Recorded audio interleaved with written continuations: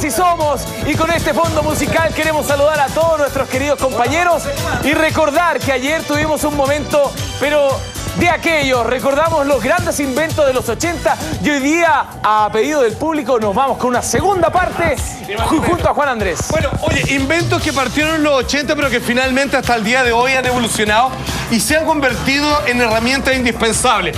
Por ejemplo, un computador personal. Claro. Hoy día estás completamente fuera de la sociedad si no tienes algún tipo de acceso a un computador a través de cual revisas tu correo. Por lo menos. Un IP, pero los primeros computadores no servían para nada. Dicen, cómprame un computador, papá, para hacer las tareas. Era para escribir. Era como máquina de escribir más moderna. Yo hacía los trabajos del colegio con máquina de escribir. Y la imprimía y en esa, obviamente, así como que después lo utilizaban para envolver las pizzas y todas las cuestiones. Exactamente. Pero claro, generalmente uno lo ocupaba como un computador, como una máquina de escribir, y los que sabían programación le sacaban algo más de partido. Bueno, por eso pero eran puras letras y símbolos. Cero gráficos. Por eso nosotros somos una generación, por un lado, beneficiada y por otro lado también porque tuvimos la posibilidad de escribir a máquina de escribir, de tener grandes computadores, de mandar, siquiera nosotros teníamos celular cuando éramos por eso, de escribir cartas, el buzón. De la letra pegada en la máquina de escribir. No, y ahora que hoy día es increíble que la ortografía también es súper importante porque hoy día todo te corrige. Exacto. Por lo tanto, ya nadie sabe ni se acuerda cómo se escriben las cosas, absolutamente. Bueno, fíjense que fue recién inaugurada la década de los 80, año 1981, cuando la empresa IBM, un 12 de agosto del año 81, como les contaba, esto fue creado por un equipo de ingenieros y diseñadores bajo la dirección de Don Street en Boca Ratón, Florida. Obviamente en el estado de Florida, donde también está Miami, en Estados Unidos. Bueno, fíjense que cómo partió todo. Claro, porque los computadores hasta ese entonces eran como de las películas, que eran amurallados, gigantescos. Una pieza entera. Claro, que lo ocupaba la NASA, que solo los científicos ocupaban computadores, y de repente dijeron, oye, ¿y se hace un computador para la gente? Y decían, ¿pero en qué lo van a ocupar? O sea, ¿de qué va a servir? Bueno, y hoy día tú pensás, digamos, hasta un teléfono celular es un computador de miniatura. La historia de Steve Jobs cuando va precisamente a ver. Vamos a ver Steve Jobs. ¿Me estoy adelantando? Exacto, porque vamos a eso. Atención, así es como se inventó el computador personal y le traigo una sorpresa a Steve Jobs. Mira. A ver. En los 60, International Business Machines, o IBM, se ocupaba de construir computadoras del tamaño de una habitación. Eran gigantescas, tenían carretes y grandes platos de datos. IBM se fijó en las computadoras personales y reunió un equipo en Boca Ratón, en Florida. Reunieron a 12 ingenieros en una oscura sala y nos obligaron a guardar el secreto y nos dieron el trabajo. Dijeron, lo llamamos el Planner Board, pero la industria lo conoce como Motherboard. El éxito de la primera PC de IBM en el mundo de los negocios fue fenomenal. En 1984-1985, mi jefe y yo fuimos a un show de computación y vimos que había muchos proveedores de software y hardware, y mi jefe me dijo, mira lo que hicimos en tan pocos años. Generamos esta industria. IBM estableció un enfoque de arquitectura abierta. Permitía a otros fabricantes producir máquinas compatibles con IBM. La PC estaba en camino a convertirse en el estándar del mercado de la computación. Exactamente, de los computadores de las películas amurallados que ocupaban toda una pieza, de repente alguien dijo, yo creo que en algún momento los computadores pueden ser útiles para las personas. ¿Qué decían? ¿Pero para la dueña de casa? ¿Para un estudiante? Sí, y hoy día son indispensables. ¿Y dónde almacenábamos todo? Los disquetes de 5 1/4, que eran los grandes floppy. Y después salieron estos, que estos son los de, digamos, un medio, sí. Había que formatearlos, sí. Había que formatearlo. Y de repente cagaban, cada uno les corría y podíamos ver que era una cinta magnética, que es donde iba guardando ahí toda la información. Bueno, esto es del año 83 y yo hoy día, digamos, estoy impensado. Imagínate que ayer ya estábamos hablando que el sistema de CD-Disc, obviamente, para guardar información, digamos, está pasando de moda. Lo que se ha hecho ha sido comprimir la situación. Absolutamente. Diciendo la mínima expresión. Ahora son lindos posavasos. Exactamente. Ay, ¿verdad? Sí, son de colección. Son lindos posavasos. Pero como vintage notables. Pero ojo, eso fue en el año 81, cuando hicieron convertir los grandes computadores a módicamente un computador personal, que igual eran caros. Claro, pero fue en 1984 cuando Steve Jobs dice, finalmente, saquemos un computador que aquellos que no saben computación, porque todo es con gráfica, con monito, pues le ponemos un tarrito de basura acá, si usted quiere botarlo. Exacto, no. Precisamente para estar contra el lenguaje basic, sino que todo un lenguaje visual, analógico. Más amigable. Exactamente, era con íconos. Cuando Jobs llega a IBM y ve estos tremendos computadores y le pregunta cuánto vale un computador de eso, cuánto le venden. Entonces el científico le dice $17,000, man, le dice. ¿Y cuál es tu mercado?, le pregunta el científico. Y el científico le dice, ¿qué es mercado? Entonces ahí Jobs se fue corriendo y dijo, bueno, hay que hacer un computador chico y chántale un mouse de $8. Bueno, ustedes conocen la novela de George Orwell, 1984, que habla sobre este hermano grande, o sea, The Big Brother, ¿cierto? El hermano mayor, que es el que controla todo.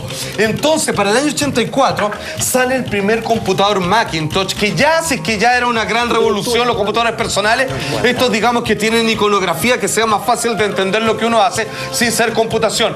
Y este comercial, dirigido por Ridley Scott, el mismo director de Prometheus, digamos, Blade Runner, se dio una vez en la vida este comercial. ¿No? Exacto, y fue en el año 1984, comparando con la novela Para que no te dominara la ciencia. Este es el gran comercial que se hizo famoso y así partía Apple Macintosh, los revolucionadores del computador personal. Today we celebrate the first glorious anniversary of the information purification directives. For the first time in all history, a garden of pure ideology, where each worker may bloom, secure from the pests, obeying contradictory reports. Unification, of course, is more powerful a weapon than any fleet or army on earth. We are one people, with one will, one resolve, one cause. Our enemies shall talk themselves to death, and we will bury them with their own confusion. We shall prevail. On January 24th, Apple Computer will introduce Macintosh. And you'll see why 1984 won't be like 1984. Para que el año 1984 no sea como la novela 1984, libérate con un computador que entiende y que puede hacer todo lo que se te venga en gana y que no esté esclavizado a saber informática, ni mucho menos. Viejo, y esa revolución terminó. Bueno, ahora increíble, ahí está, el primero, el clásico, compadre, notable. Yo tuve un chiquitito, grande. Igual cuando salieron los computadores, yo me acuerdo que lo prendía y ya con solamente prenderlo y mirarlo ya me bloqueaba entero y no entendía nada. Bueno, Macintosh solucionó eso. Para la gran mayoría de las personas que no se entendían con lenguaje de teclado y todo lo demás, comenzaron a crear esto que era, usted quiere botar algo, lo agarra y lo tira al tarrito de basura. Quiere abrirlo, lo embarca 2 veces y se abre una ventanita y todo lo demás. Pero fíjate, otro invento, que esto no dejó de existir, sino que es una necesidad también básica, cargada de evolución permanente, son los teléfonos celulares. Bueno, antes eran unos armatostes, eran unos ladrillazos. Era como en la guerra, así cuando estaban así como dándole pila.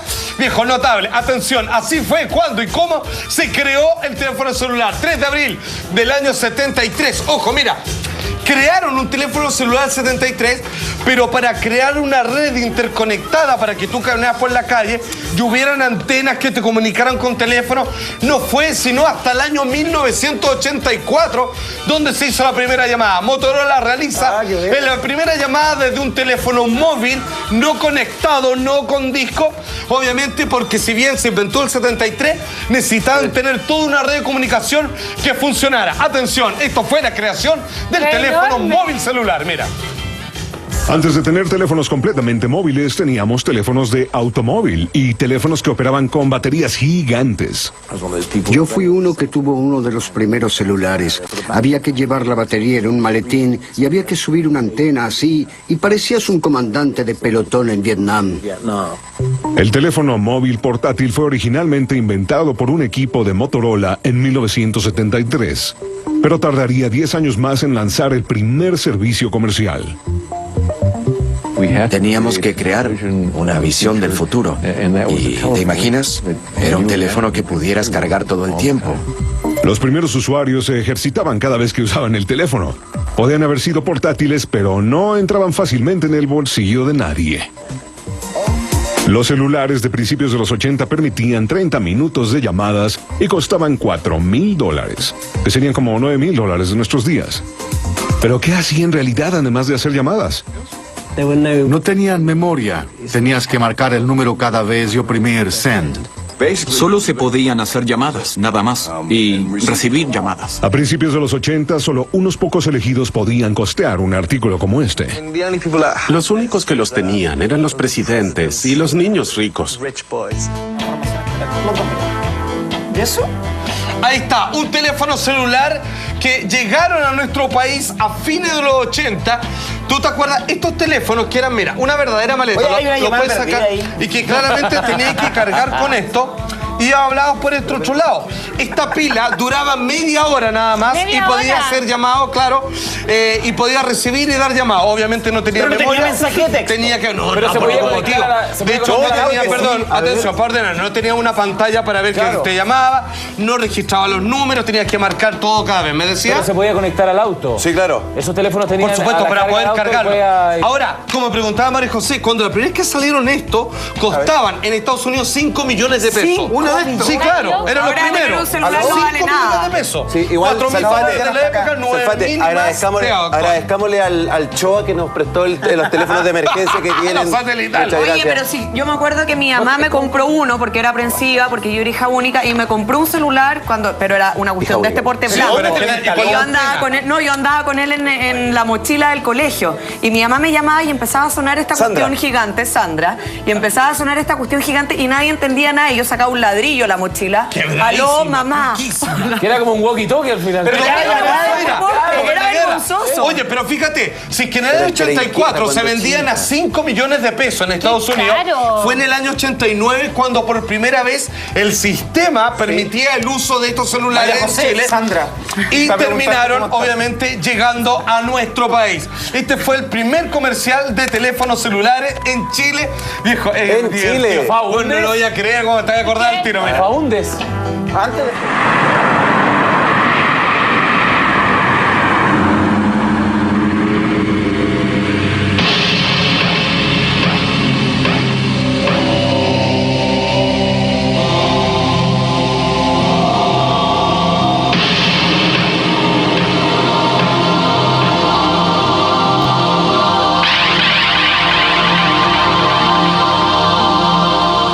Este es el homenaje de Sitcom a la especie humana y su eterno afán de superación. Sitcom, compañía de telefonía móvil de Chile. Sitcom, tecnología. Y era un lujo, ¿no? Era un lujo. O sea, mi mamá cuando me lo compró fue como una inversión que hizo y gordita, cuídalo mucho con la vida. Lo tenía el presidente, Cardón y tú. Nada más. Nadie más se podía brindar un lujo de esa semejanza. Exactamente, Sandra. Con la tecnología de punta. Pero si mira lo que tiene feito en la mano. Esto duraba media hora la carga en el auto. No, calcula cuánto hay que llevarlo. Mira, pesa demasiado. Oye, calcula cuánto te ha costado el minuto, güey. Carísimo. Aló, mamá. Hola, sí. Las cuentas, usándolo muy poquito, nunca bajaban de los 250.000 pesos. No, la cuenta te la lleva un cartero, así. No, sírveme acá, por favor. Pero se lleva una tremenda factura. Además que no solo te cobraban cuando tú llamabas, cuando tú recibías, por el hecho de que alguien te estuviera brindando el servicio de recibir llamadas, te cobraban. O sea, y las llamadas ganaban por lado y lado. Y las llamadas eran como de 3 segundos. Aló, sí, ¿estáis bien? Sí, todo bien, ya, chao, chao. No, y era peor, era como, llámame, y tenías que ir a un teléfono público y llamar. En serio, era muy caro. Y el teléfono público costaba 200 pesos llamar a celular en vez de 100. Sí, mira, exacto, pero no eran 3 minutos, era 1. Sí. Voy a decir el tiro. Bueno, oye, ayer Gonzalo me preguntó por qué él me dijo los Laserdisc se produjeron después del Compact. No, aunque tú no lo creas, era mucho antes. Me corrigieron por Twitter ayer. Bueno, absolutamente, y no solo antes, sino que bastante antes, de hecho. Mire, aunque ustedes no lo crean, es la mejor forma de ver en la máxima fidelidad posible de aquella época una película era a través de unos discos láser que ya les voy a mostrar. El creador David Paul Gregg en el año 1958. Es increíble, claramente estamos atrasados en términos de público, cómo nos llegan los inventos. Pero fue el año que ahí lo inventó él. Ahí lo inventó él, exactamente. Claro, el primer sistema de almacenamiento en disco óptico versátil, usado principalmente para reproducir películas y masificado en el año 1981 por Pioneer. Bueno, Yo tuve harto Laserdisc. ¿Por qué tuve harto? No de fatuoso, sino porque se echaban a perder y había pocas formas de poder llevarlo a un servicio técnico. Pero eran cartas, weón. Esto, a ver, este no, de Volver al Futuro, este podía costar 40.000 pesos. Pero ¿Tú cuánto llegaste a tener? Súper caro. No, tuve harto. Yo lo empecé a echar porque tuve una tienda. Pero por el que más pagué era por uno de aquí, era 150 lucas. Esto, precioso. Ay, qué lindo. Precioso. Es como elegante. Esto era la máxima calidad en película. Y solo años después se inventó el VHS. Muchos años. Porque uno de los peores se inventos. inventó al CD. Fue un fracaso. Fracaso. Por lo costoso, fíjate. Un y hace unos pero esta para 5 escucharlo en el años auto. dejaron hacerlo. Te lo traigo Esto mañana. que está aquí. Oye, ojo, tenías que darlo vuelta como un disco. Tú veías la película a la mitad y de repente decía, de vuelta el disco. Eso no llegó a Lota. Lo sacaba, no, porque no alcanzaba. De hecho, tiene lado 1 y lado 2 ahí. Ahora, de Volver al Futuro. Fíjate que este no volvió. Las máquinas eran preciosas. No volvió y no apretó. Eran de alta fidelidad el sonido. La gente podía poner pompa y todo. Y no pretende volver, no así el vinilo, por ejemplo, el disco vinilo. Que regresó en que ahora Gloria regresó, Majestad, Gloria Majestad, y está instalado y cada vez que la gente compra más vinilo. Fue muy masivo, ¿cierto? No, No, nunca. hubo así como una... El vinilo volvió con todo. Y de esto yo me acuerdo de haberlos visto, pero nunca ni siquiera estuve cerca de tener ¿Sabéis uno. cuándo? Y esto uno podía retroceder, avanzar, cámara fija, digamos, congelado, perfecto. Esto lo vendían en la FISA, ¿te acuerdas de la FISA? Sí, pues. Bueno, que eran así, pero Ahí estoy hablando Carrillo. años 76. A la Serbia no de llegó. eso mismo. En las películas venían en esto y es precioso. De hecho, hoy día son un objeto de colección, ¿eh? Y se paga, digamos, a un alto... ¿Cuál es el aparato donde se pone eso? Era igual como un reproductor Como de un CD, DVD. pero la bandeja era del porte de CD. Gigante. Era así un medio plato. Eso nunca lo vi, yo no lo De hecho, el más conozco. moderno que tuve no había que dar vuelta al disco porque Es tenía bueno. un lector por arriba y un lector por abajo que, digamos así, no tenía que volver la bandeja. Bueno, pero fíjense que ayer lo decíamos, el área, digamos, de entretenimiento, de espectáculo más exitoso que existe hasta este momento son los juegos de video. Los hay en los celulares, obviamente, los hay obviamente en consolas de última generación, como la Play 4 que está a punto de salir, sacó la última Xbox, pero fíjense que todo partió. Habían consolas antes, pero el verdadero fenómeno. De hecho, debo decir que pocas veces en mi vida, en términos de Navidad, fui tan feliz cuando recibí esto. Qué bueno. Esto es un Atari. Viejo, que a través de cartridge uno le metía y tenía juegos, pero realmente maravillosos. Esto eran horas de inversión en un mercado que terminó ascendiendo como la espuma y que hoy día gana más dinero que el cine y la música juntos, amigos míos. Los videojuegos. Impresionante, siendo pese a todo el pirateo. Bueno, cuando se creó el Atari, la famosa consola, un regalo navideño que cuando llegó a Chile estuvo agotado, pero por meses.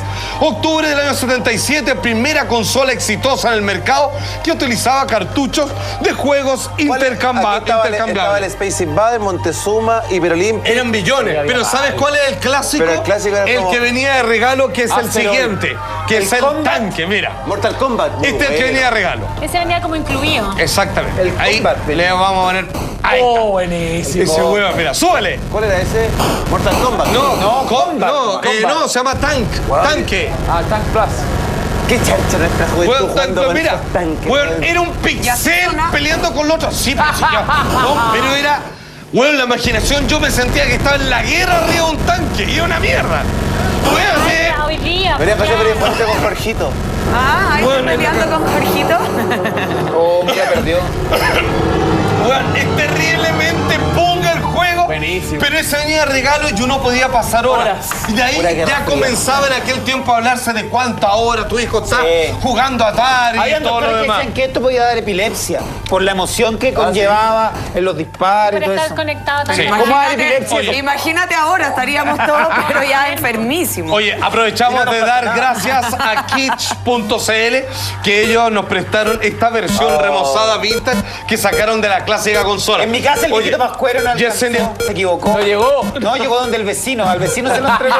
tenía que ir a jugar Pero la- el vecino Oye, compartía. y es un Había uno que se clásico llama juego de Pong. Odyssey, ¿te acordás? Sí, ¿no? por Que supuesto. salió, ahí me regalaron un Odyssey Eso también. eran de los modernillos ya Sí, también. era de como hecho. distinta la Estuvo weá. antes. Eso era antes. Llegó a mí. Yo no alcancé a conocer ese. Bueno, muy joven. y ojo, atención, por aquel momento para vender los juegos de Atari Pinball. que no en términos gráficos no superaban lo que estamos viendo en pantalla, había un comercial internacional que por algún momento llegó quizás también pasarse en nuestro país, que es como el que sigue, mira. My son Boris has a missile command problem. My mission in life is to save all of mankind. Lately, my daughter has developed a similar problem with Atari warlords. Now with video pinball, my husband is acting funny lately. With Atari games so ingenious, so involving, so intense, I ask you, Atari Anonymous, is this problem contagious? No había niño en el mundo que no quisiera tener un Atari, buen maravilla, hasta el perro jugaba. Esta empresa Atari luego de esto nos siguió sacando... Trataron, pero la competencia que le salió al lado, como Nintendo, como Sega, que Sega ya hace tiempo que no saca consolas. Sega, la última fue la Dreamcast, pero siguen sacando, digamos, personajes, como los de Sonic, Sega juegos entró, similares. pero fuertísimo. Bueno, PlayStation, la Sony, que se le metió a Nintendo, fue la que revolucionó el mercado hasta el día de hoy. Pero si yo tuviera que mencionar otra cosa, a pedido del público, ¿cuál fue el juego de video? Porque eso algunos, hasta incluso en aquel momento decían, che, pero qué raro estos monos, así como es un tanque que le está disparando un pixel a otro. Fue finalmente Pac-Man, que aquellos que no jugaban juegos de video decidieron acercarse y obviamente meterse en el vicio de los video games. El creador Toru Iwatani de Namco de videojuegos, 21 de mayo del año 1980, Pac-Man es un círculo, un queso, decía en amarillo. Exacto, que aparece en un laberinto donde come los puntos. ¿Para quién necesita explicación esto? Y algunos premios que le dan la frutita y los fantasmas que también puede comerlo cuando come las galletones más grandes. El Lota está muy de moda ahora. ¿Sabes dónde uno jugaba harto este juego? No se burle la gente de Lota. Oye, Salfa, ¿sabes dónde uno jugaba harto estos juegos? Como donde uno jugaba flipper, como en estos... Claro. Entraba y metía ahí como, compraba ahí fichas y jugaba ya. Y típico que los papás te decían, fuiste a los flippers, y era como ir a un ancho, era como meterse a los pools. Sí, los juegos Diana, así como de un ala, buen tallo en los flippers. Después del Era la cagada. vienen a meter los flippers, pero tú sabes que el Pac-Man todavía está. Yo voy al Mampato, juego de niños, y hay Pac-Man todavía. Entonces, No, y estaban los niños con más plata que ponían un turro de ficha. Y fumando cigarros afuera, y era como choro. De hecho, estos arcades, estas máquinas tenían al lado una cosita para apoyar los puchos también. Es verdad. Y después vendían copete, weón. Y en realidad al final eran medios anclos la siempre habían ilícitos. Sí, por supuesto. Ilícitos. Y había algo en la máquina que cuando tú terminabas y te decía, intente continuar, insert coin. Y tenía 9 segundos para uno. 10 segundos para quedar en el mismo lugar. Oye, y por supuesto en Chile, y solo en Chile podía ocurrir que pillaron cómo tener juegos gratis. Que era poniendo una pajita de escoba que te marcaba más juegos, o con estos chisperos que aunque uno enciende el California, si tú se los ponías y le dices, claro, marcaba juegos gratis. Pero eso eran simplemente la feria del chileno. Bueno, atención que tenemos el video respecto al fenómeno de Pac-Man, obviamente, que sigue reproduciéndose hasta el día de hoy. Pac-Man es el símbolo de los juegos, ¿no? El Pac-Man para muchos, y me incluyo, fue la primera introducción a una computadora, la primera introducción a la tecnología. El lanzamiento de Pac-Man simbolizó una nueva era de los videojuegos. Una era abierta a todos los géneros y generaciones. La mayoría de los juegos en esa época era algo de hombres, porque se trataban de la guerra o de alienígenas invasores. Es una buena forma de descargar las agresiones sin hacer ningún daño. No tienes que pensar por un rato y destruyes cosas. El diseñador Toru Iwatani quiso inventar un juego que estuviera dirigido a las japonesas. El creador, de una manera polémica en ese entonces, dijo que a las mujeres les gustaba el Pac-Man porque les gustaba comer. Y pronto salió la señorita Pac-Man. Antes de eso no sabía que existían los videojuegos. Era un mundo de hombres. El juego rápidamente se convirtió en una sensación. A un año de su lanzamiento en 1980, más de 100,000 consolas se vendieron en Estados Unidos solamente, convirtiéndolo en el juego de video más exitoso de la historia. Amigos míos, ahí está, amigos del público. La segunda parte de los grandes inventos creados en los 80 y que sigue influenciando nuestro estilo de vida hasta el día de hoy. Hay más, hay para tirar a las uñas. Por favor, más mañana. Oye, oiga, ¿qué está pasando?